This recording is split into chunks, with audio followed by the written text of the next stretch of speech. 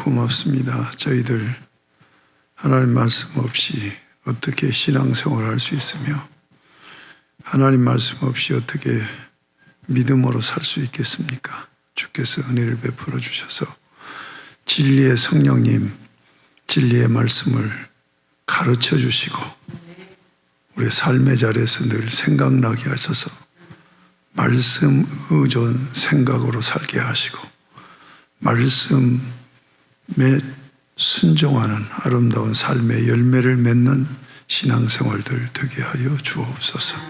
오늘도 주의 영이 함께 하시기를 원하며 예수님의 이름으로 기도드립니다. 아멘. 일과가 좀 양이 많이 내용의 양이 많기 때문에 3주에 걸쳐서 이렇게 하게 되네요. 이 3번 오늘 공부할 내용도 사실 굉장히 양이 많아요. 여러분들이 리더 그룹이니까 숙제 어떻게 했느냐 또 나누고 한 것에 대해서 이렇게 점검을 하지 않겠습니다. 그거 하려면 또 시간이 많이 가니까 3번 바로 들어가겠습니다. 하나님은 선악과를 먹고 자기의 영상을 잃어버린 인간에게 회복의 길을 내셨습니다. 하나님의 회복의 방식을 성경을 통해 정리하고 묵상하십시오. 성경을 통해 정리하고 묵상하라 하는 것을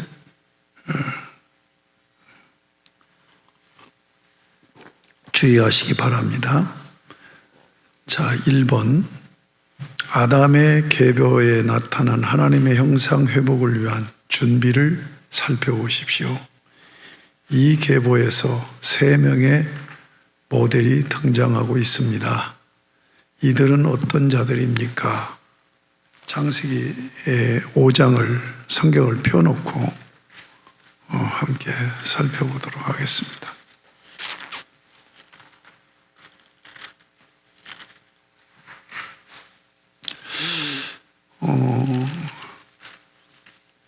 성경의 요점은 하나님이 자기를 닮은 우리 인간을 창조하셔서 인간을 통해서 역사를 이루어 가시는 하나님께서 인간을 통해서 일하시고 하나님 나라를 이루어 가시며 영광을 드러내시기를 원합니다. 그래서 이 우주 창조에서 제일로 중요한 게 인간 창조죠. 이걸 창조의 면류관이다 이렇게 얘기를 하죠. 성경은 하나님과 인간과의 그 관계 얘기를 하고 있는 거죠. 그래서 하나님을 닮은 자로 지어놓은 거예요. 그래서 하나님의 백성으로 하나님의 자녀로 살게 하시려고. 그런데 유혹자 마귀의 유혹에 넘어가 타락하고 하나님의 형상이 없어진 건 아니에요. 그러니까 예수 밖에 있는 예수를 안 믿는 사람들도 하나님의 형상이 아주 없어진 게 아니에요. 하나님의 형상이 없어졌다면 그들은 영적인 존재도 아니어야 되고 인격적인 존재도 아니어야 되는 거예요. 그런데 여전히 우상 숭배를 할지라도 그들은 영적인 자들이기 때문에 종교를 만들고 종교 생활을 하려고 하는 거예요. 그러면서 관계를 하는 거예요. 아리스토텔레스가 얘기한 것처럼 인간은 사회적 동물이다. 혼자 살 수 없는 관계를 하고 살아야 돼. 그러면 하나님의 형상이 어떻게 된 거냐? 망가진 거죠. 타락으로 인해서 하나님의 형상이 없어진 게 아니라 하나님의 형상이 망가져서 영적으로 망가지니까 하나님을 찾지 못하고 다른 걸 섬기려고 한단 말이에요. 하나님의 형상으로 인격이 망가지니까 비인격적인 그런 삶의 방식으로 살아가서 문제가 되는 거죠. 예. 그런데 하나님께서는 창세기 3장에서 심판하는 과정에서 우리의 형상을 하나님을 닮은 존재로 회복시키시려고. 이게 구원이죠, 구원. 예. 여인의 후손이라는 그 메시아를 약속하고 있는 거죠. 그러면서 이제 역사가 진행되는 거예요. 어떤 역사가 구원을 어떻게 이루어 가실까 하는 역사. 그래서 성경을 구속사다. 그렇게 얘기하는 거죠. 자, 창세기 3장을 지난주에 살펴봤는데 지금 오늘 5장으로 넘어온 거예요. 그 4장에서 무슨 일이 일어났어요? 하나님의 형상을 잃어버린, 아니 하나님의 형상이 망가진 아담과 하와의 가정에서 최초의 살인사건이 터지죠. 그렇죠? 가정이 깨지면서 최초의 살인사건이 터진다. 그러니까 가정의 중요성을 알아야 된다. 가정은 우리가 영적인 사람으로, 인격적인 사람으로 훈련하는 곳이에요. 예. 그래서 자녀를 낳아서 하나님을 섬기고 이웃을 섬기면서 하나님과 바른 관계, 이웃과 바른 관계를 할 수 있는 자로 길러내라고 가정을 주신 거란 말이에요. 근데 이 가정이 창세기 3장에서 깨지잖아요. 아담과 하와 부부관계가. 문제가 생기니까 4장에 와서 그것이 자녀에게 그대로 나타나서 장자인 가인이 동생인 아벨을 쳐 죽이는 사건. 그것도 다른 데서 그런 게 아니에요. 예배 현장에서 그런 일이 일어난 거예요. 그러니까 영적으로 또 인격적으로 지금 하나님의 형상이 완전히 일그러져 버린 그 현상이 나타난 거죠. 예. 그래서 가인이 아벨을 쳐 죽인 후에 이제 그것도 하나님 앞에 예배하면서 하나님이 동생의 예배를 받으셨다고 아벨을 죽인 거죠. 그런데 히브리서 11장은 아벨이 하나님 앞에 온전한 제사를 드려서 의로운 자라 일컬음을 얻었다. 그렇기 때문에 순교한 거죠. 성경의 최초의 순교자가 아벨입니다. 그렇죠? 자, 그런데 이제 하나님을 섬기는 자는 죽고, 그리고 살인자 가인, 이 가인이 4장 16절에 보면 여호와 앞을 떠나요. 하나님의 형상은 왜 하나님의 형상으로 지었어요? 하나님 앞에서 마주보고 사는 존재로 지어진 거죠. 그런데 하나님 여호와 앞을 떠난단 말이에요. 그런데 하나님의 형상이 망가져 버리고, 그래서 하나님 앞에 여호와 앞을 떠난단 말이에요. 그리고 에덴 동쪽 돛 땅에 거주하면서 자녀를 낳죠. 그 자녀를 에녹이라고 하죠. 그리고 나서 그가 한 일이 뭐예요? 성을 쌓아요. 그리고 아들 이름을, 그 성을, 아들 이름을 따서 에녹성이다. 그렇게 하는 거예요. 그러면 왜 성을 쌓은 거예요? 여호와 앞을 떠나니까 보호자가 없는 거예요. 그를 보호해 줄 울타리가 없는 거예요. 그래서 성을 쌓은 거예요. 이걸 사회학적으로는 최초의 도시가 이루어지는 것이다. 성을 쌓으면서 도시가 이루어지는 것이다. 이렇게 보기도 해요. 그리고 나서 이제 그 아담의 7대 손이 누구냐면 19절에 라멕이에요. 라멕이 후 한 해를 맞이했어요. 창세기 2장 24절에 보면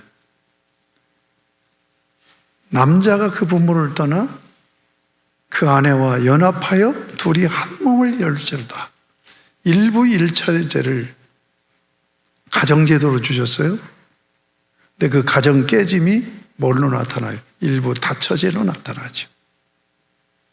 그렇죠?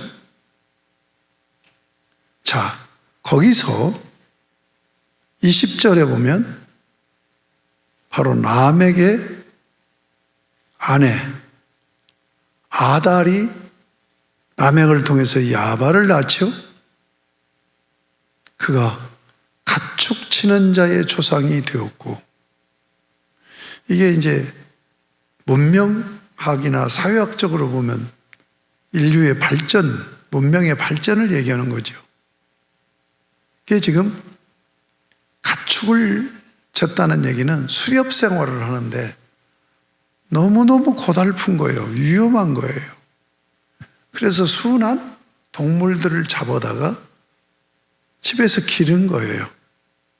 왜 길렀을까요?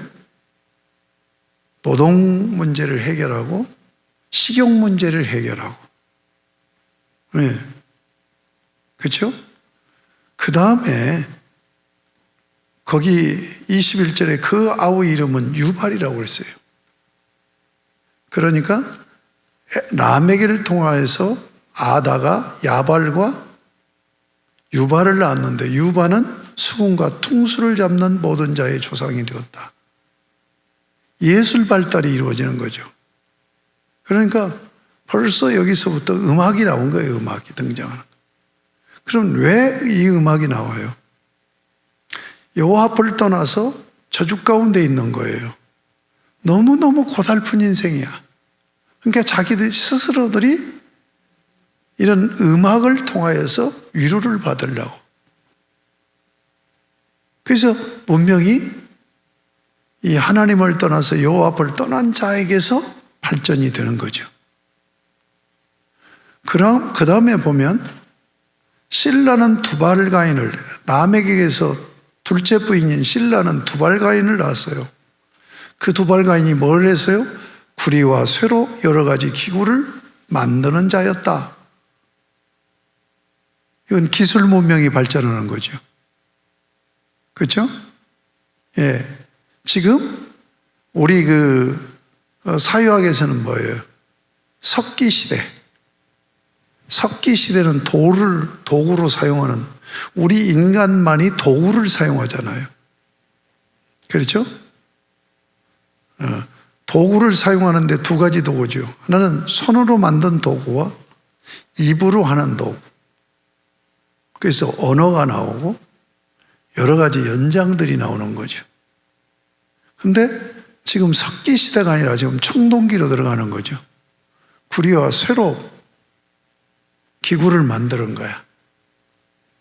어쨌든 이건 과학의 발달이에요. 과학기술의 발달이에요. 여러분, 문화의 3요소는 뭐냐? 노동, 예술, 과학기술로 문화가 이루어지는 거예요. 그러니까 여기서 이 3요소가 다 있잖아요. 예? 가축을 기르는, 이게 노동이잖아. 악기를 만들어서 연주를 하고, 그렇죠? 그 다음에 쇠붙이를 만드는 과학기술이 발달. 이게 지금 문화가 여호와 앞을 떠난 가인의 후예에서 발전이 되는 거예요. 오늘날도 마찬가지입니다. 예수 안에서 과학기술이 발전보다도 예수 밖에 있는 사람들이 훨씬 더 이런 쪽에 능해요. 왜 그러냐면 인간 중심으로 살아가니까. 인간 중심으로. 인본주의로. 그래서 여기에는 두 가지가 있어요. 하나는 고달픈 삶을 어떻게 안락하게 살 수 있느냐 하는 쪽으로 계속 머리를 써서 발전시켜 나가는 거예요. 또 하나는 그보다 더 무서운 건 뭐예요? 내가 하나님이 되어야 되겠다는 네 집념 때문에 그래. 그렇죠? 여러분, 이 과학의 발달은 뭐 때문에 발달하는 줄 알아요? 지금 막 좋은 제품들이 계속 나오죠. 그래서 1차 산업, 2차 산업, 3차 산업, 4차 산업 혁명시대로 가잖아요. 막 기술이 발달해. 왜 기술이 발달해요? 인간의 욕구를 충족하기 위해서 그러는 거예요. 인간의 욕구를 충족하기 위해서 새로운 것이 자꾸 만들어지는 거예요. 그 인간의 기본적인 욕구가 뭐예요? 하나님이 되고자 산업 갖다 먹은 그걸 내재적으로 포기를 못하는 거예요. 네. 그래서 이렇게 발달해요. 그런데 여기서 정말 놀라운 것은 23절, 24절이에요. 라멕이 두 아내들에게 이르되 아다와 실라여 내 목소리를 들어 라멕의 아내들이여 내 말을 들으라. 나의 상처로 말미암아 내가 사람을 죽였고 나의 상함으로 말미암아 소년을 죽였도다. 이게 지금 그냥 폼 잡고 연설한 게 아니에요. 이걸 노래로 봅니다.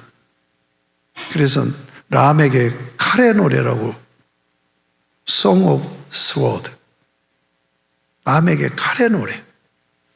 그러니까 인류의 최초의 노래. 악기는 그 전에 지금 만들어졌잖아요. 근데 그 악기 연주를 통해서 노래를 불러요. 최초의 노래가 뭐냐? 살인 애창가죠. 내가 사람을 죽였다고 살인한 것을 자랑하는 거예요. 24절에 보면 가인을 위하여는 벌이 7배일진데 라멕을 위하여는 벌이 77배이로다. 여러분, 그 가인이 두려워서 벌벌 떨잖아요. 그러니까 하나님께서 살인자 가인임에도 불구하고 자기가 지은 존재이기 때문에 그를 보호해서 표를 주지요. 그리고 가인을 상해하면 7배의 벌을 받는다. 그것을 지금 얘기하는 거예요. 가인을 위하여는 벌이 7배. 하나님은 그렇게 얘기했는데 나는 그보다 더 세. 응? 나를 상해하는 자가 있다면 나는 77배로 갚아줄 거야. 이런 살인 애창가를 부르는 거예요. 그러니까 4장에서 뭐가 나오느냐? 가정이 깨지잖아요. 하나님을 섬기고 이웃을 섬기는 영적이고 인격적인 하나님의 사람들을 길러낼 가정에서 뭐가 나와요? 폭군이 나오죠. 폭군. 그렇죠? 살인해놓고 살인 애찬가를 부르는 폭군이 나온단 말이에요.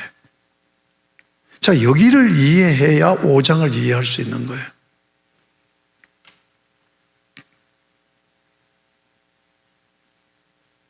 하나님은 하나님을 떠나서 하나님 없이 자기가 자주자가 되고 주권자가 되려고 하는 가인의 계보로 인류가 퍼져나가고 있는데, 그러면 하나님은 자기 형상대로 지으셔서 자기를 섬기는 백성을 가진 나라를 세우려고 했는데 그 나라가 못 세워지잖아요. 그리고 하나님이 구원의 길을 창세기 3장 15절에서 내셨잖아요. 그럼 그 일을 하셔야 되잖아요. 그래서 하나님이 하신 일이 아담을 통하여서 아벨 대신 셋을 낳게 하는 거예요.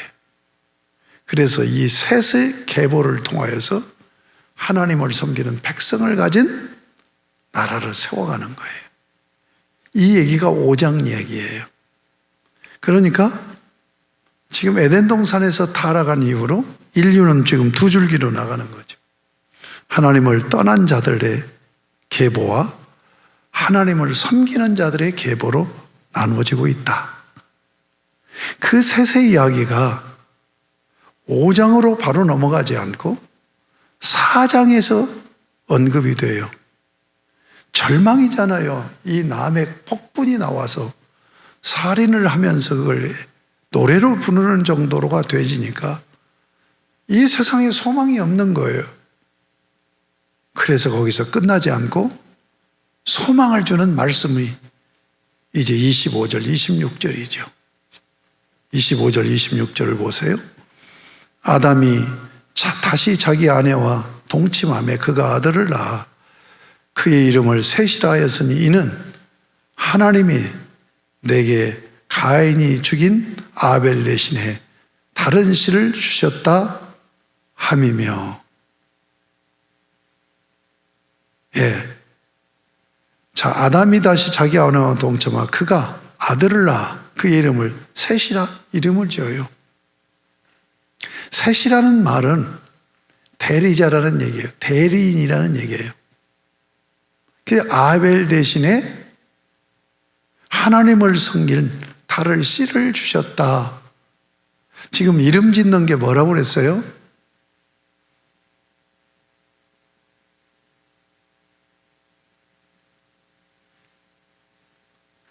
이름 짓는 게 뭐라고 그랬어? 4장에 나오잖아요. 4장 1절에 보세요. 아담이 그의 아내 하와와 동침하며 하와가 임신하여 가인을 낳고 이르되 내가 여호와로 말미암아 등남하였다. 지금 4장 1절에서는 아담의 아내 하와가 이름을 진 거예요. 그런데 그 이름 짓는 건 신앙 고백이라고 했잖아요. 하나님이 아들을 주셨습니다. 자기들이 부부 성생활을 통해서 임신해서 애를 나눴고 하나님이 아들을 주셨다라고 신앙 고백한 거예요. 근데 이 4장 25절에 보면 누가 이름을 지어요? 아담이 이름을 지어요. 그러니까 지금 가인하고는 다른 거야. 아벨의 그 신앙, 가계를 이룰 자로 대신 주셨다. 이렇게 신앙 고백을 한 거예요. 자, 그 다음에 26절. 셋도 아들을 낳고 그의 이름을 에노스라 하였으며 그때 사람들이 비로소 여호와 이름을 불렀더라. 이 셋이 지금 5장 6절하고 중복되는 거죠. 그렇죠? 셋은 105세 에노스를 낳았고, 그렇죠? 그런데 아까 얘기한 대로 4장에서 절망적인 하나님 없는 인류가 나온단 말이에요. 이렇게 계보로 올라가면서 폭군이 나와. 절망적인 상황이야. 그래서 25절, 26절로 아니다. 하나님은 반드시 우리에게 소망을 주신다. 그래서 25절, 26절이 말씀되는데 26절은 지금 5장 6절과 연결된단 말이에요. 그렇죠? 그러면 이제 26절은 이따 살펴보기로 하고 5장으로 들어갑니다. 5장을 읽어보겠습니다. 1절. 이것은 아담의 계보를 적은 책이니라. 아담의 계보. 자, 4장 1절부터 15절까지는 가인이 아벨을 쳐 죽인 살인사건을 다루고 있어요. 16절부터는 가인의 후예, 가인의 계보가 24절까지 진행이 되죠. 그렇죠? 거기에 반해서 이제 아담, 하나님께서 계보를 세워주신단 말이에요. 신앙의 계보를. 그래서 이것은 아담의 계보를 적은 책이니라. 창세기는 역사책이라고 그랬죠. 여러분, 가정의 역사를, 가학의 역사를 다루는 걸 족보라고 그러지요.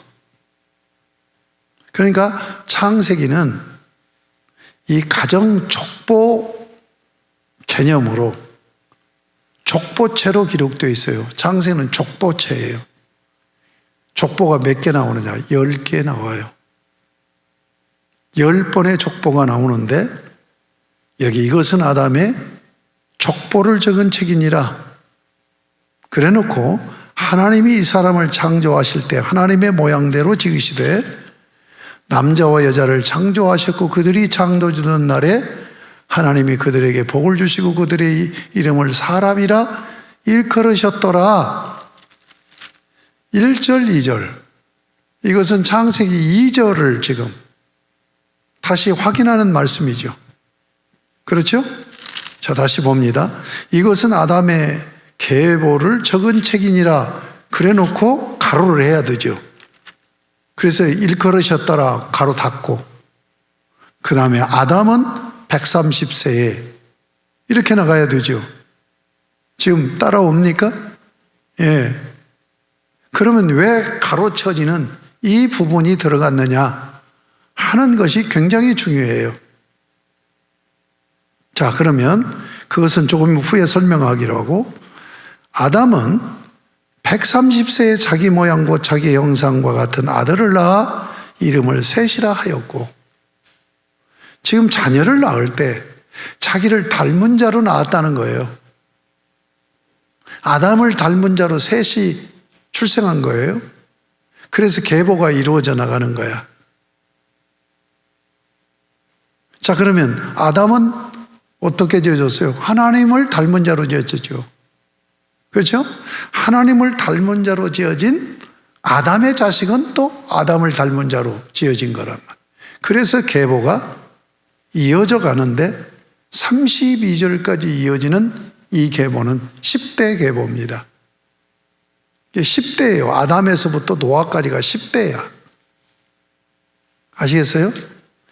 그 계보가 어디에서 또 이루어져 나가느냐? 이 계보대로 한다면 6장부터는 가로예요. 11장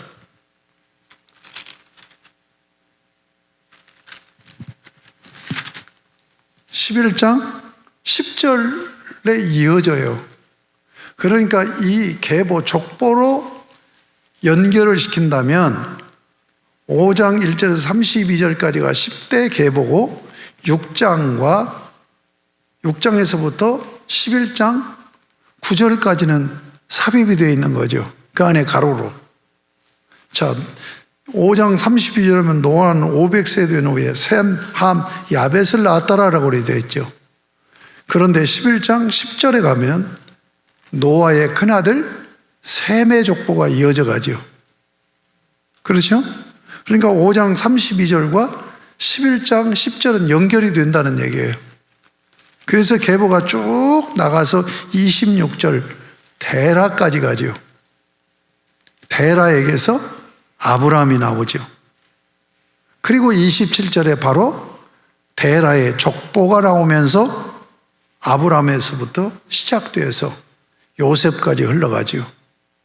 그렇게 족보가 이어지는 거예요. 그렇죠? 그렇다고 한다면 여기 5장 족보는 결국은 그 후손에서 누가 나오는 거예요? 아브라함이 나오는 거예요. 믿음의 조상. 이 계보를 놓치면 안 된단 말이에요. 에? 자, 가인의 계보에서는 가정독께서 일부 다처제를 두고 살인의 창가를 부른 폭군이 나오는데 하나님은 그걸 막고 하나님을 섬기면서 그 하나님을 섬기는 가계를 통해서 결국은 누가 나오는 거예요? 여인의 후손 예수 그리스도가 나오는 거죠. 예수 그리스도가 나오는 통로로 사용하는데 거기서 뭐예요? 믿음의 조상 아브라함으로 연결되고 있다는 것. 잊지 말아야 돼.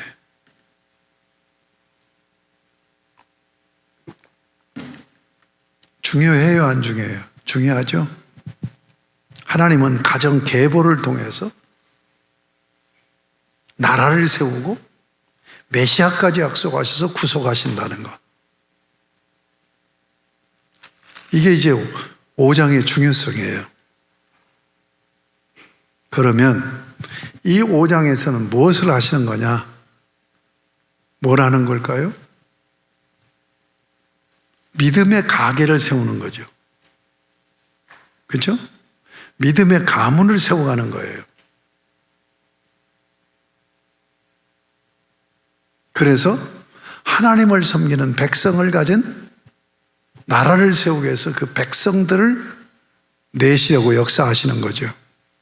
그런데 지금 제가 5장과 11장으로 연결해서 아브라함, 예수 그리스도까지 연결을 시켰죠. 이 족보가 얼마나 중요한가를 아시겠죠. 그 다음에 또 보면 형식이 어떻게 되어 있어요. 낳고 누구를 낳아요. 그러니까 셋이 에노스를 낳아요. 에녹이 무두셀라를 낳아요. 그렇죠? 낳고 그 다음에 뭐예요? 몇 년 동안 살면서 자녀를 또 낳아. 그리고 몇 살에 죽었다라는 얘기가 계속 반복되는 거예요. 그렇죠? 응? 가령 자, 셋이 에노스를 낳았어요. 거기 몇 절에 나왔습니까? 6절에 나오죠. 셋은 105세 에노스를 낳았어. 그 다음에 9절에 보면 에노스는 90세에 게난을 낳았어요. 12절에 게난은 70세에 마할랄레를 낳았어요. 15절 마할렐은 65세에 야렛을 낳았죠. 18절에 야렛은 162세에 에녹을 낳았어요. 에녹은 21절에 65세 무두살레를 낳았어요. 그렇죠? 25절에 무두살레는 라멕을 낳았어요. 라멕은 182세에 라멕은 누구를 낳았어요? 노아를 낳았죠. 그렇죠? 이게 10대란 말이에요. 자, 여기서 주목해야 되는 것은 누가 누구를 낳았다라고 얘기하잖아요. 그렇죠? 누구를 낳았고 그리고 또 자녀를 낳은 거야. 사는 동안에. 그리고 몇 세에 죽었다라고 되어 있어요. 그러면 여기서 계속 지금 뭡니까? 아담은 셋, 셋은 에노스, 에노스는 게난, 게난은 마할랄렐, 마할렐은 야렛, 야렛은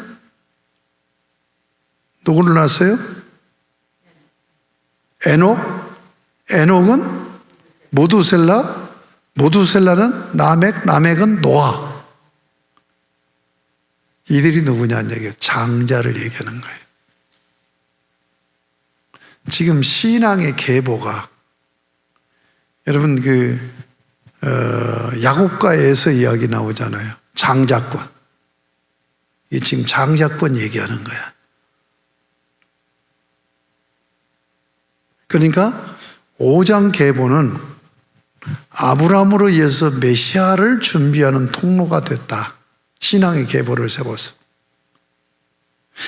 이 족보는 장자 중심의 계보다. 여러분 여자들이라 족보에 별로 관심이 없나? 족보가 누구 중심으로 전개돼요? 장자 중심으로 전개돼요. 족보의 특성이 그렇잖아요. 그런데 여기서 그냥 장자 중심이 아니라 신앙의 복을 받는 신앙의 계보를 얘기하는 거예요. 그래서 지금 셈의 계보가 지나서 데라까지 가잖아요. 데라에게 세 아들이 있는데 장자가 누구예요? 아브라함이에요. 그러니까 장자 족보로 이어진다는 것. 여러분 이 특징을 아시면 좋겠어요. 그러면 이 10대 계보, 5장 10대 계보에서 세 명의 역할 모델자가 나와요. 하나님이 신앙의 계보를 세워줬는데 셋만 성공을 한단 말이야. 나는 이 사실 때문에 엄청나게 갈등을 하고 고민을 했어요. 하나님이 하신 일인데 어떻게 3할밖에 성공을 못하냐는 얘기예요. 그러니까 어떤 분이 그러는 7할도 실패한 건 아니지요. 그렇죠? 가인의 계보처럼 실패한 건 아니야. 그러나 역할 모델로서 된 건 아니란 말이에요. 그러면 하나님이 하시는데 어떻게 그럴 수 있을까? 궁금하지 않아요? 나는 이 궁금증 때문에 오랫동안 고민하고 묵상했던 거예요. 오늘 우리 신앙 생활하고 비교해 보면 바로 답이 나와요. 자, 예수를 믿고 구원을 받았잖아요, 우리가. 예수를 믿고 구원을 받으면 그리스도의 영인 성령이 우리 안에 거하세요. 그래서 하나님의 사람으로 살게 하세요. 그러면 다 신앙생활 잘합니까? 하나님이 하시는데 다 잘하냐는 얘기예요. 잘하는 사람은 극소수예요. 평균만 해도 대단한 거지. 못 오는 사람도 많이 나오잖아요. 하나님이 하시는데 왜 그러냐는 얘기예요. 왜 그러냐면 하나님은 인격적으로 일을 하시기 때문에. 우리가 그냥 기계라고 한다면 다 성공을 할 수 있겠죠. 우리가 기계라고 한다면, 기계로 창조했다면 절대로 선악과 따먹는 일이 없어요. 그렇지 않아요? 인격이기 때문에 그런 거예요. 그러니까 하나님 앞에서 내가 인격적으로 믿음으로 살려고 가까이 나아가면 그분은 신앙생활을 잘하는 사람이 되고, 그렇지 못하면 하나님을 믿어도 건달처럼 신앙생활을 한단 말이에요. 그렇죠? 그러니까 신앙 훈련이 필요한 거예요. 하나님이 하셔서 100% 성공한다면 우리가 뭐 거룩하게 살려고 노력할 필요가 뭐가 있고 신앙 훈련을 할 필요가 뭐가 있어요? 없어요. 우리는 인격적인 존재이기 때문에, 하나님이 우리를 인격으로 대하시기 때문에 내가 나를 의식하고 내가 결정하면서 믿음으로 하나님 앞에 열심히 나아가면 신앙생활 잘하고, 예수를 믿어도 자꾸 세상만 뒤돌아보고 오면은 신앙생활 못 하는 거예요. 이게 성경에 나와 있는 많은 인물들을 통해서 보여주고, 교회 역사를 통해서 보여주고, 오늘 우리의 신앙 세계에서도 동일하게 나타나잖아요. 그죠? 자, 여러분, 이 5장이 얼마나 중요한가 아시겠죠? 그리고 그런 의문도, 여러분은 그런 의문도까지도 생각도 안 하고 신앙생활을 한 거야. 나만 수년간을 이 문제 갖고 고통받고 고생을 한 거야. 그래서 알려주니까 새롭기는 새롭잖아.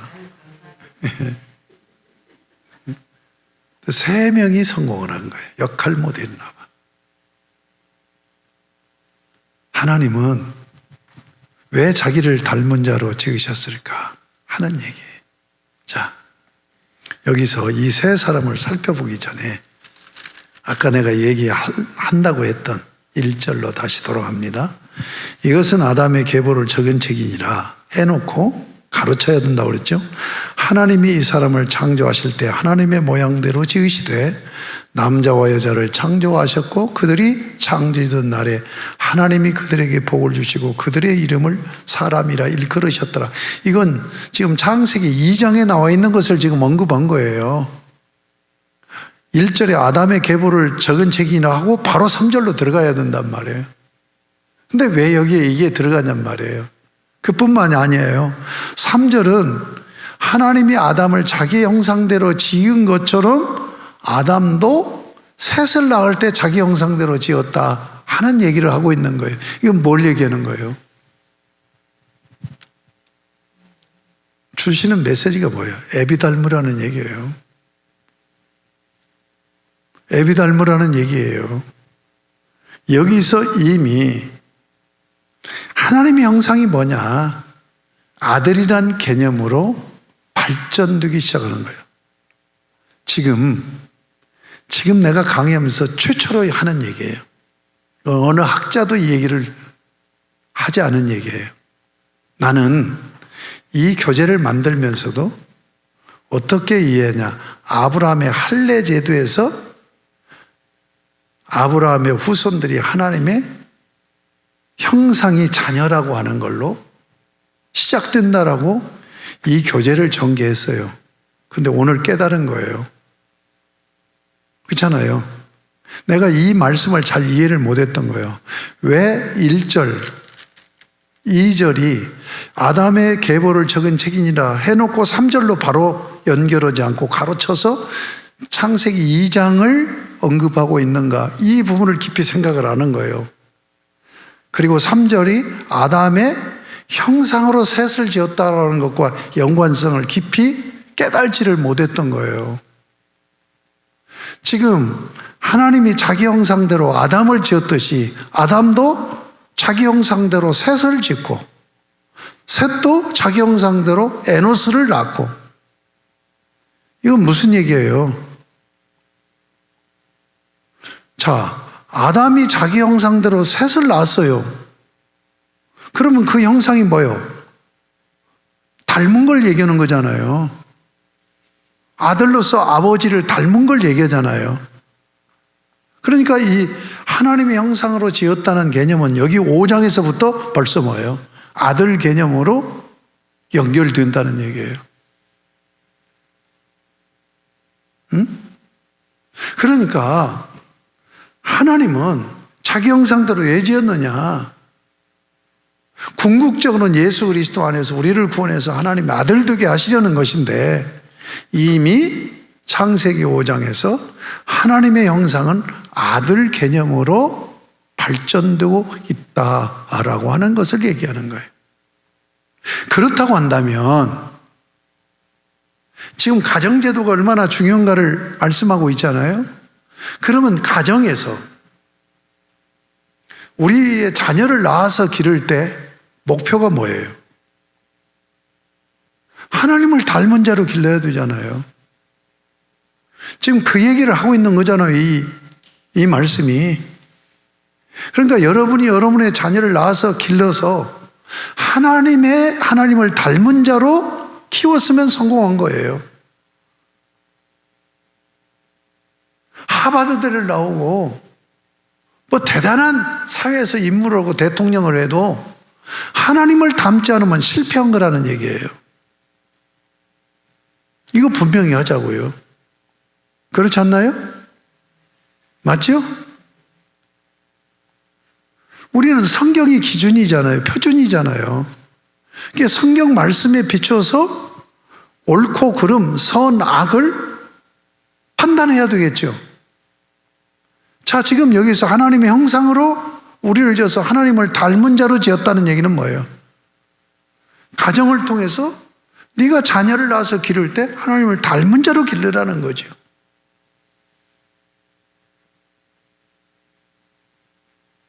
그런데 하나님 닮은 자로 키우겠다고 막 뜨거운 열정을 가지고 애가 나니까 막 요한이니 베드로니 바울이니 이런 이름을 지었는데 진짜로 그래요?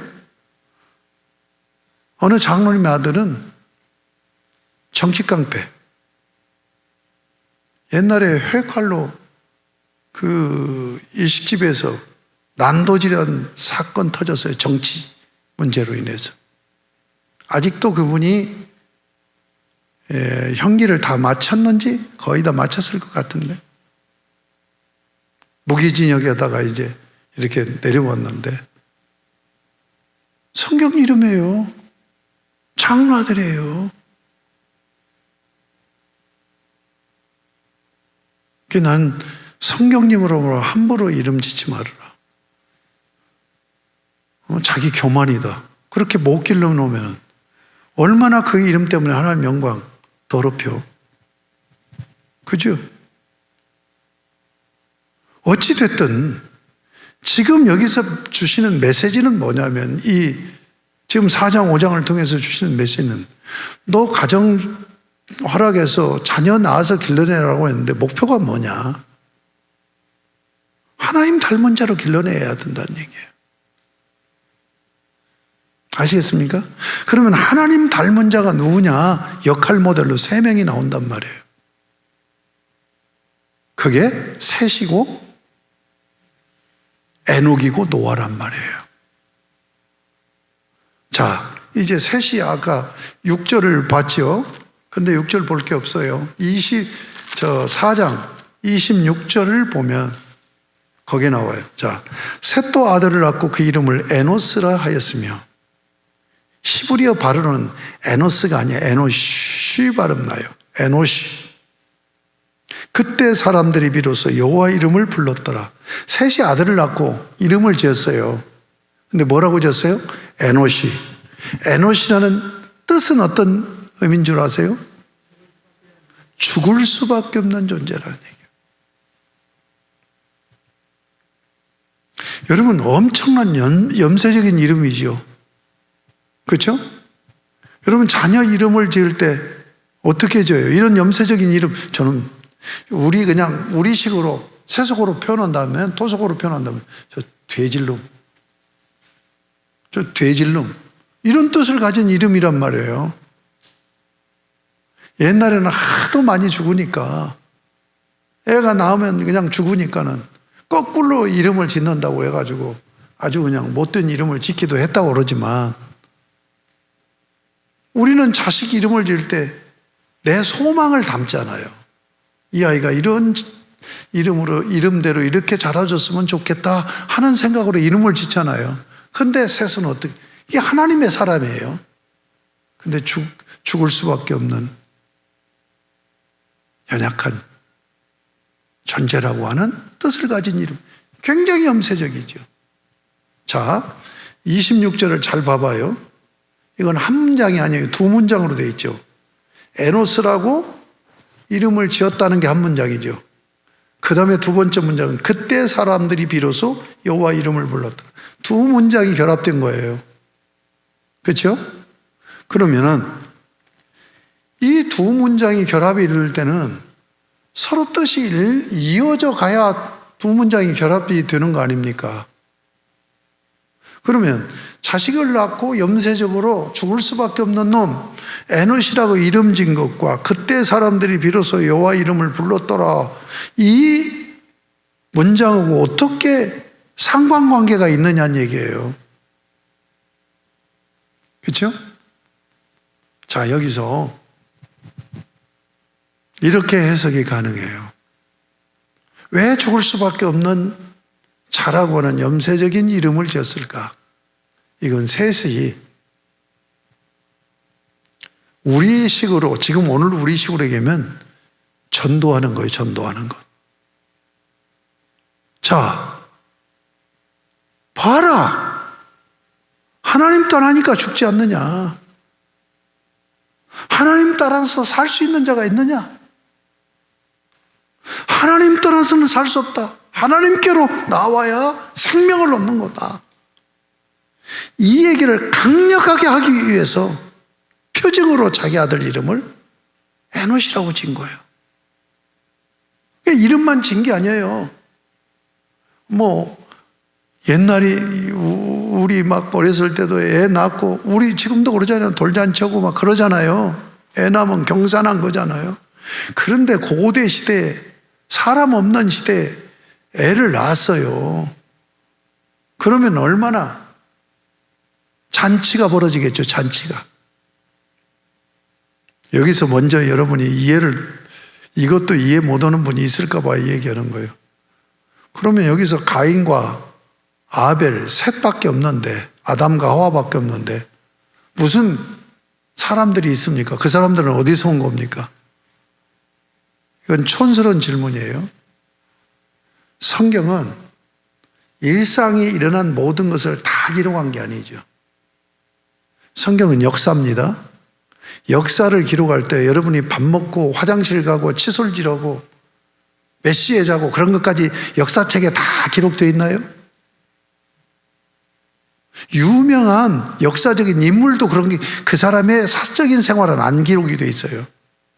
그렇잖아요?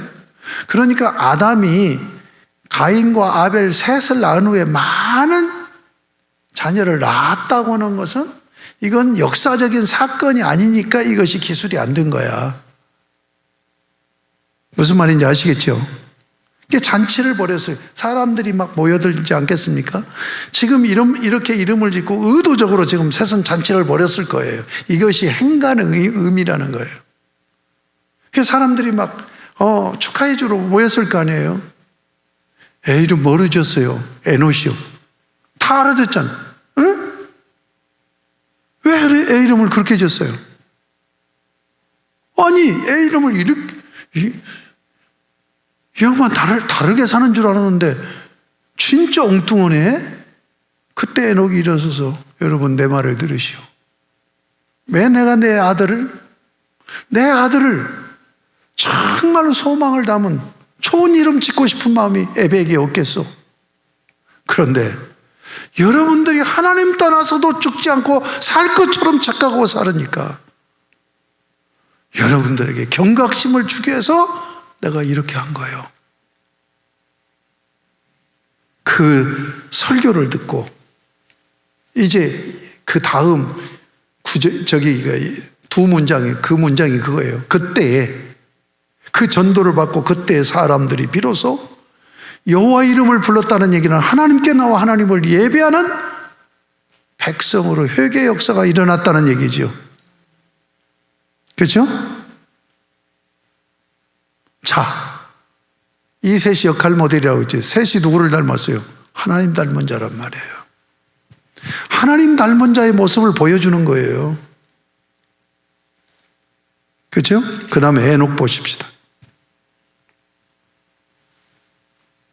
에녹 65세 21절 무두셀라를 낳고, 무두셀라는 이 족장, 이들이 이제 최초의 족장들입니다. 이 족장들 중에서 제일로 장손 사람이 무두셀라예요. 969세, 거의 1000세까지 산 사람이에요. 천수한 사람이에요. 무두셀라를 낳았고, 무두셀라를 낳은 후, 이 무두셀라가 이제 장자라고 그랬죠. 낳은 후 300년을 하나님과 동행하며 자녀를 낳았으며. 자, 하나님 닮은 사람은 어떤 사람이에요? 자, 셋은 뭡니까? 예배를 회복하라는 거죠. 하나님 앞에 나와서 예배드리라는 거잖아요. 하나님을 닮은 자는 하나님을 예배하는 자예요. 여기 에녹은 뭐예요? 하나님과 동행하는 자예요. 이게 하나님의 형상으로 왜 하나님이 지었느냐? 하나님 앞에 마주보게 하려고 그런 거예요. 그 마주봄이 둘로 나타나요. 뭘로 나타나요? 예배와 동행으로 나타난단 말이에요. 300년을 하나님과 마주보고 동행하는 거예요.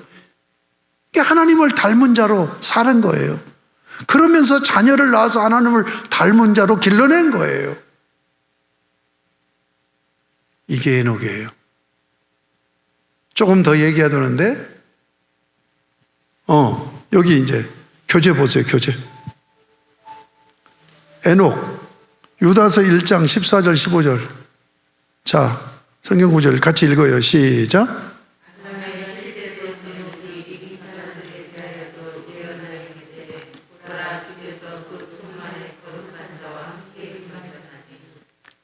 그 다음.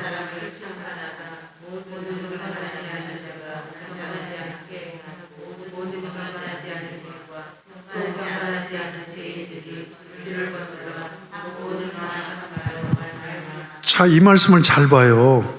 유다는 하나님과 동행했잖아요. 하나님 닮은 자로 살았죠. 그런데 거기서 그치지 않아요.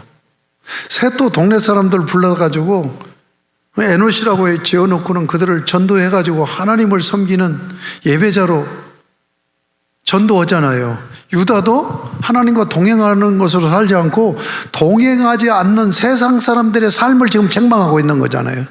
그래서 하나님께로 돌아와서 동행해야 너희가 죽지 않고 산다. 그렇죠? 자, 그 다음에 세 번째, 노아. 노아는 500세 된 후에 셈과 함과 야벳을 낳았더라. 그럼 노아의 삶은 지금 6장에서부터 쭉 전개돼서 9장까지 전개되는 게 노아 홍수 사건이잖아요. 그렇죠? 자, 6장에서 보면은 6장 1절에서 8절까지 보면 왜 홍수 심판을 받을 수밖에 없는가 하는 상황을 설명하고 있죠. 이 세상이 완전히 악해진 거예요, 타락해서. 세상 전체가. 그러니까 심판하는 거죠. 그런데 9절에 보면 이것이 노아의 족본이라 노아 족보가 나와요. 노아는 의인이요 당대의 완전한 자라 그는 하나님과 동행하였으며 새 아들을 낳았으니 셈과 함과 야벳이라.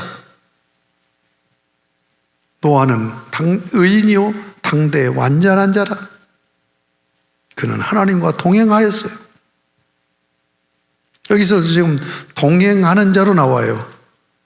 동행하는 자, 동행이 뭐냐? 7장부터 쭉 나오는 거예요. 노아에게 붙은 이력은 뭐냐? 여호와의 말씀을 준행하였다. 하나님의 말씀을 붙들고 사는 것이 하나님과 동행하는 거란 얘기예요. 이게 하나님의 형상으로 사는 거예요. 하나님을 닮은 자로 사는 거예요. 자, 그러면 이 교재 베드로후서 2장 5절 같이 읽어요. 시작. 뭐예요 지금? 베드로후서 2장 5절 시작. 옛 세상을 용서하지 아니하시고 오직 의를 전파하는 노아와 그 7 식구를 보존하시고 경건하지 아니한 자들의 세상에 홍수를 내리셨으며. 자, 여기 보면 옛 세상을 용서하지 아니하시고 세상 사람들 용서할 수가 없어. 오직 의를 전파하는 노아. 오직 의는 뭡니까? 하나님과 바른 관계죠. 하나님과 바른 관계. 하나님과 바른 관계가 뭐예요? 예배와 동행으로 나타난다니까요. 하나님과 바른 관계는 하나님 앞에 마주섬이란 말이에요. 세상 사람들이 하나님을 떠나서 죄악 가운데 사는 사람들을 지금 책망하고 있는 거예요. 이게 하나님을 닮은 자예요. 자, 이것을 정리하면 세 사람에게 동일하게 나타난 게 뭐예요? 가정 세우는 거예요. 신앙이 가정 세우는 거예요. 하나님을 닮은 자는 그렇게 살아야 돼. 왜?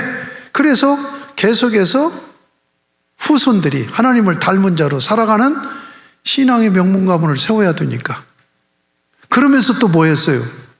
안 믿는 자들에게 복음을 증거해서 그들도 역시 의를 이루어서 하나님을 예배하고 하나님과 동행하는 하나님의 형상으로 회복되기를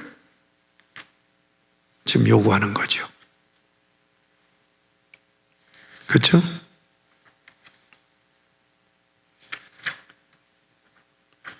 이거 뭐 4주 해야 되겠네. 여기까지만 해야 되겠네.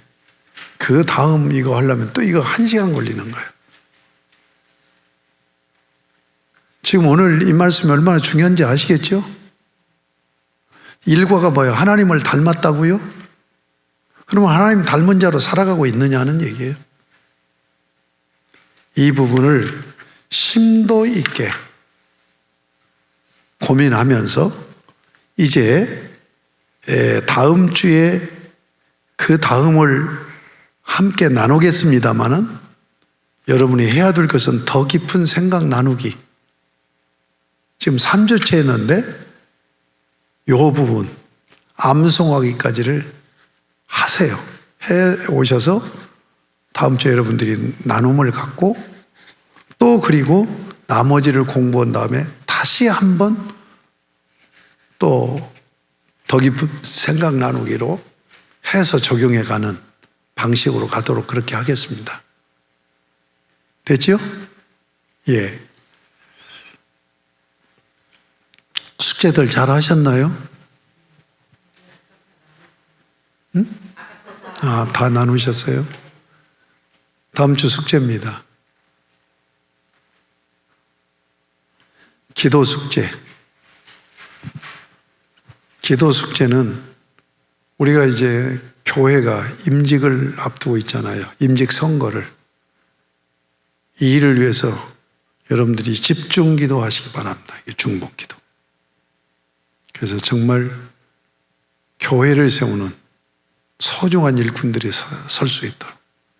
일꾼으로 세움받고 교회 세우는 일에 헌신하지 않으면 일꾼으로 세움받지 못한 것만 또 못한단 말이에요. 자칫 잘못하면 하나님부터 책망받고 화를 당할 수도 있으니까.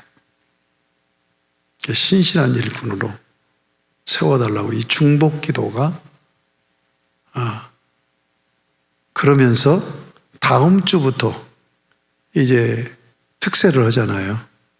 득세에서도 우리가 많이 함께 기도에 참여해서 이번 임직선거가 축제가 될 수 있도록,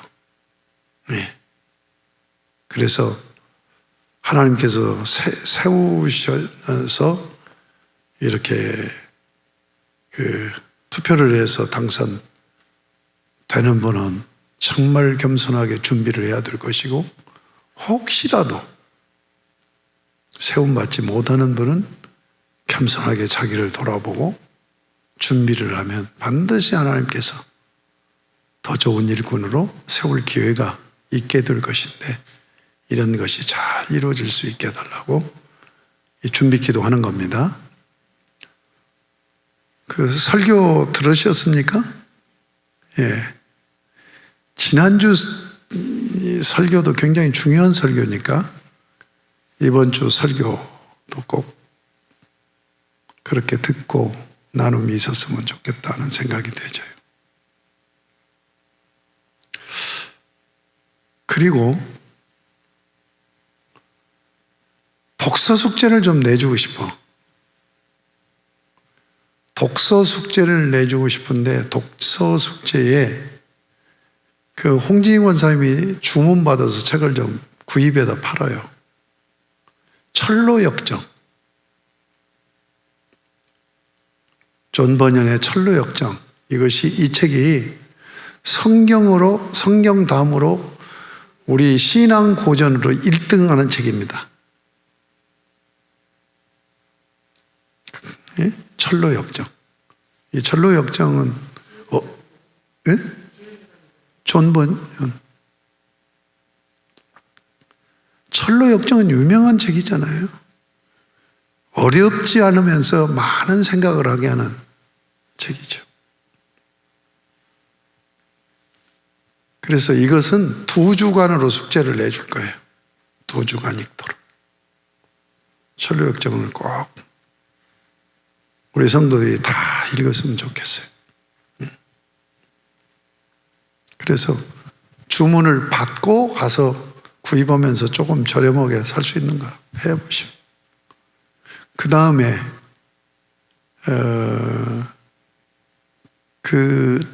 지금 중복기도 짝들을 다 세웠죠? 중복기도 자하고 깊게 나누면서 중복기도 자의 간증을 하나씩 적어내세요. 나를 위해서 중복기도하는 그 중복기도자. 그래서 그 분을 내가 좀 깊이 알을 필요가 있어. 그래서 그분의 신앙생활, 그분의 환경, 그 다음에 그분의 신앙 간증, 이것을 꼭 찾아내고, 그리고 여러분이 세 사람에게 이분을 자랑해 주세요. 칭찬해 주세요. 자랑을 해줘. 3명. 3명에게 내 중복 기도자는 이분인데 이분이 이런 점이 좋아. 난 너무너무 이렇게 중복 기도하고 같이 만나서 깊이 대화 나누면서 이렇게 좋은 장점이 있는 걸 발견했네 하고 자랑을 3명에게 해주는 거예요. 나눔이 얼마나 귀한가. 우리 지금 리더 그룹인 이 그룹은 성경 공부하기 전에 전주 것을 지금 1시간 정도 이렇게 나누면서 은혜를 풍성히 누리게 되는데, 유튜브에서 지금 그 온라인으로 모이는 모든 조들도 이렇게 꼭 나눔을 통해서 풍성한 은혜를 함께 맛보고 누리는 그런 역사가 있기를 원합니다. 우리 다 같이 기도하고 마치겠습니다. 이게 저 온라인에서는, 여기서는 그렇게 하지 않는데 같이 이렇게 한마음 기도를 꼭 하시기 바랍니다. 우리도 한 30초만 한마음 기도하고 제가 마무리 기도하겠습니다. 다 같이 기도합니다. 하나님 아버지 감사합니다. 하나님 말씀을 이렇게 함께 나누며 깊은 은혜에 젖게 하신 것 감사합니다. 신앙생활하고 있는 내 모습이 어떤 모습인가를 보게 하신 것 감사합니다. 하나님을 닮은 그런 하나님과 마주서는 그런 삶을 살아야 되는데 말씀을 떠나면 순간 잊어버리고 그냥 신앙생활하면서 흘러가는 대로 물 흘러가는 대로 흘러가는데 아버지 하나님 참으로 경각심을 가지고 깨어서 경건에 이르도록 훈련하는 저희들의 신앙생활이 되어질 수 있게 하여 주시옵소서. 우리 하나님께서 놀랍게 은혜 베풀어 주시기를 원하며 예수님 기도합니다. 하나님 아버지 감사합니다. 하나님 말씀 붙들고 하나님 말씀으로 인하여 은혜를 받고 하나님 말씀으로 인하여 감동도 하고 하나님 말씀으로 인하여 찔림도 있고 회개도 하고 감사도 하고 기도할 수 있게 하신 것 감사합니다. 깨어있는 살아있는 그런 신앙생활들이 되어질 수 있도록 우리 모든 조원들에게 크신 은혜를 베풀어 주옵소서. 삶으로 연결되게 하시고 그래서 부단히 연습하는 가운데 신앙 수준을 점점 높여가며 주님을 닮아가는 하나님의 사람들로 하나님의 가정들로 세워 주옵소서. 예수님의 이름으로 기도드립니다. 아멘.